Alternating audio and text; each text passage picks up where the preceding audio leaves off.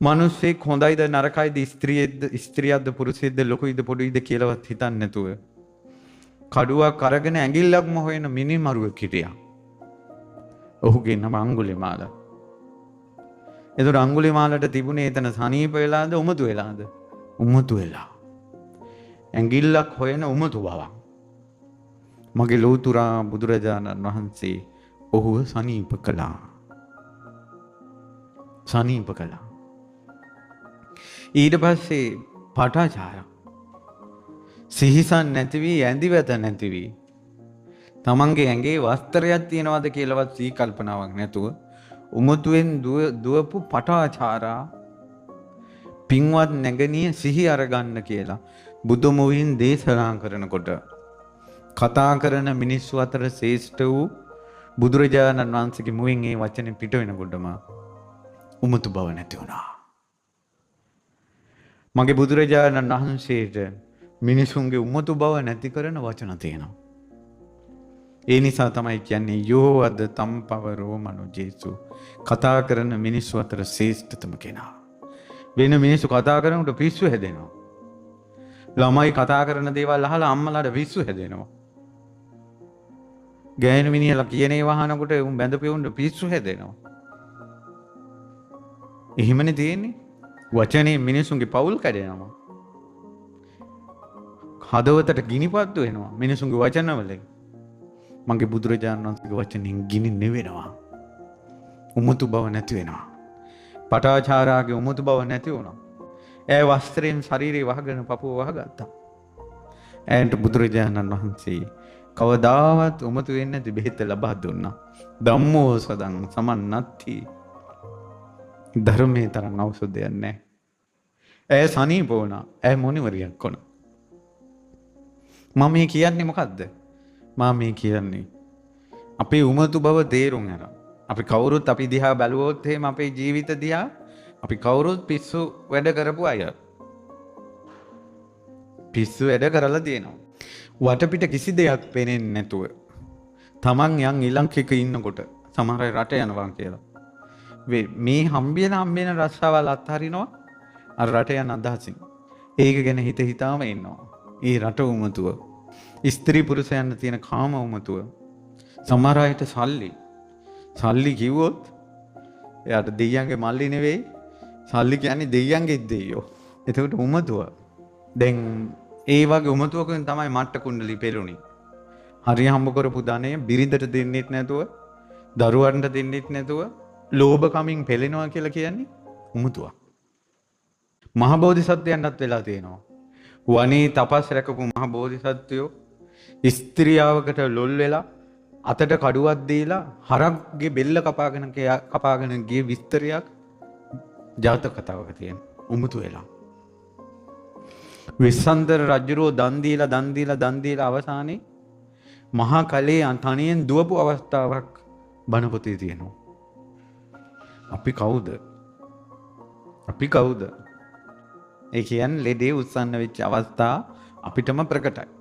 දැනුත් නෑ නෙවෙයි. බනින්න ගියාම කියවගෙන යනවා. එච්චර කියවන්න ඕනේ නෑ. ඒ වුණාට කියවනවා. ඇයි මේ? උමතුයි.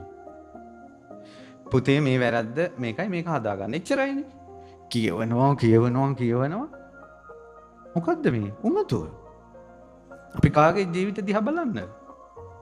පොඩි දෙයකට පැය ගණන් කියවනවානේ. නවත්ත ගන්න බෑ. තරහ කාපුව නවත්ත ගන්න බෑ. දැන් තරුණ සමාජයේ ළමා ලපටි මේ ආශාවෙන් රාගයෙන් කාමයෙන් ඇබ්බැහි වුණාට පස්සේ නවත්ත ගන්න බෑ.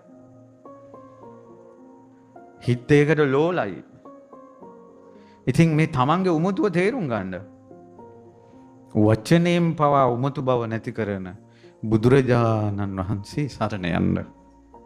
දසමසක් බඩේ තියාගෙන හදලා වැඩලා කිරිපෝල පෝෂණය කළා ඉස්කෝලේ යවලා අඩු බඳු ලොකු කළා. මුන් තිරියන් ජීවිතේට ආවට පස්සේ මේ කෙල්ලන්න කුයි හරි කොල්ලෙක් ලොකුයි අම්මා අප්පට වඩා. ඒකේ සීය හොඳට තියෙනවද උමතු වෙලාද? උමතු වෙලා. ප්‍රේමයෙන් උමතු වුණා. ඉස්සර එක බවලතේ උඩුමහන් තලේ ඉන්නවා. ඒ බවලතා කෙන වීණා වාදකයෙකුට කැමැත්තක් ඇති වුණා. ඒ වීණා වාදකයා මිහිරට වීණා වාදනය කළා. වාදනය කරලා රුඩ තට්ටුවට ඇවිල්ලා ජනිල්ල ළඟ බලාගෙන හිටපු බවලතාවට කංකලු වෙන නන්ද ඇසුමේ ලොබිනේ. ලෝභයෙන් කංකලු වෙන නාදය අහලා මෙයාට ඒ වීණාකාරයා ළඟට යන්න හදිසියට අර උඩුමහන්තලේ අර උඩ මේ තියෙන ඉස්සරහට මේ ආලින්දේ ඒ කොරිඩෝර් ඒකෙමුත් උඩින් පැන්න කියන තට්ටු ගන්නකින් හදිසිය හරි සිහියද උමතු වෙලාද? උමතු වෙලා. අම්මා අප්පා කණ්ඩ නැහැ, බොන්න නැහැ. ගෙවල් වල ණයතුරුස් පිරීලා මෙහි සින්දුවක් දාගෙන පණුවා වගේ නටනවා. හොඳ සිහියද උමතු වෙලා. එහෙනම් මේ සමාජයේ මේ යන් උමතුවක් නැද්ද? ගොඩාක් අයට මේ උමතු බව වැඩි වෙන්නේ සාධාරණ අසාධාරණ හොයන්නේ යෑම. යුක්තිය අයුක්තිය හොයන්නේ යෑම. තමන් විශේෂ කෙනෙක් කියලා හිතීම. ඒ කියන්නේ තමන් අනුන්ගෙන් බැනුම් අහන්න බෑ. තමන්ට කරදර එන්න බෑ. එයා හිතාගෙන ඉන්නවා තමන් ස්පෙෂල් කියලා. එතකොට මේ අටලෝ දහම තමා කරා එනකොට හිත උමතු වෙනවා. දරා ගන්න බැරුව. තමන්ට වැඩ වෙන්න බෑ. ඊළඟට තමන් ඕන දේ තමන්ට කරන්න පුළුවන් වෙන්න ඕන. මෙයා හිතාගෙන ඉන්නවා. සත්‍යයට මුහුණ නොදීම උමතු බව වැඩි කරනවා. ඒ නිසා යුක්තිය අයුක්තිය හොයන එක ඔය හිතෙන් අඩු වුණොත් ගොඩාක් පිස්සු අඩු වෙනවා. සාධාරණ අසාධාරණ හොයන බව අඩු වුණොත් ඔය හිතේ ගොඩක් ලෙඩ අඩු වෙනවා. ඒ දැන් ළමයිගෙන් අපි බැනුම් අහන්න හොඳ නැහැ. අම්මලා හිතන්නේ එහෙමයි. ළමයි දෙමව්පියන්ට බනින්න හොඳ නැහැ කියන එක පින්පව් කතාවක්. ඊ ළමයා පින්පව් විශ්වාස කළොත් ඒක නොකරන්නේ. තමන් හිතාගෙන ඉන්නවා අපි හදපු ළමයිකින් අපි අතප්පයක් උස් වෙනවට අපි කැමති නැහැ, අපිට බයින්න කැමති නැහැ. ඒක තමන් හිතාගෙන ඉන්න එකක් මිසක්කා ඒක ළමයා පිළිගන්න එකක් නෙවෙයි. අවසානයේ උමතු වෙනවා දෙමව්පියෝ දරුවෝ නිසා. බිරිඳයි හිතාගෙන ඉන්නේ මහත්තයා මම මට ආදරය කරන්න ඕන වෙන කෙනෙකුට ආදරය කරන්න බෑ. එයයි ඒ නීතිය දාගෙන තියෙන්නේ. අවසානයේ ලෝක ධර්මයට ඒ ඇත්ත වෙනස් වෙනවා. ඒකට හිත උමතු වෙනවා. කර්ම විපාක විදිහට උමතු වෙනවා. සංසාරේ සුරාපානය කිරීම, හදි හෝනියම් කළ අනුම් පිස්සු ඇට්ටවීම, Tamanට පිස්සු හැදෙන්න බලපාන. ඉතින් ඒ කර්ම විපාක ගෙවෙන්නේ බුදුන් සරණ යෑමෙන්, ධම් සරණ යෑමෙන්, සංඝ සරණ යෑමෙන්. අමනුෂ්‍යයන් Tamanට ආරූඪ වීම හේතු කරගෙන උමතු බව ඇති වෙනවා. ඉතින් ඒවටත් ඒ විසඳුම් ලබා ගන්න ගමන් එකම විසඳුම බුදුන් සරණ යෑම, ධම් සරණ යෑම, සංඝ සරණ යෑම. ඉතින් සංසාර දෝෂවලට උමතු බව ඇති. සමහර අය ඉක්මනට අඬනවා. සමහර අය ඉක්මනට බය වෙනවා. සමහර අයට එක ඉක්මනට කඳුළු වැටෙනවා. සංසාරෙත් එක්ක මේව තියෙනවා. එක ස්වාමීන් වහන්සේ නම පොඩි කොලයක් වැටුණාත් පටස් ගාලා බය වෙනවා. බුදුරජාණන් වහන්සේට කිය හිටිය ස්වාමීනි මේ පොඩි නම හරියට බය වෙනවනේ කියලා. බුදුරජාණන් වහන්සේ වදාළා පින්වත් මහණෙනි ආත්ම භාව ගණනකට කලින් ওই පොඩි නම ඇතෙක් වෙලා හිටියා. මෙයා ඇතෙක් වෙලා ගහක් යට ඉන්නකොට එකපාරම අර ගහේ දිරපු විශාල අත්තක් විශාල හඬක් එක්ක ජරබර ගාගෙන කඩාගෙන වැටුණා. එදා මේ ඇතා බය වෙච්ච බයවිල්ල කොච්චරද කියනවනේ උපනූපන් ආත්මේ පුංචි සද්දයටත් ඇඟ ගැස්සෙනවා කිව්වා. බලන්නකො සංසාරේ වෙයි නැහැටි. සංසාරේව.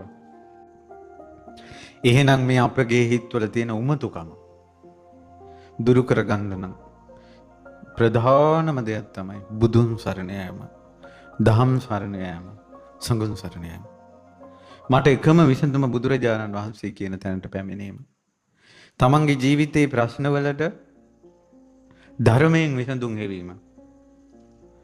ඒ නිසා දැනට බීගෙන යන බෙහෙතක් දැන් බොන්න. බෙහෙත් බොන හිට කියන්නේ. මේකට සදාතනික විසඳුම තියෙන්නේ ධර්මයෙන්.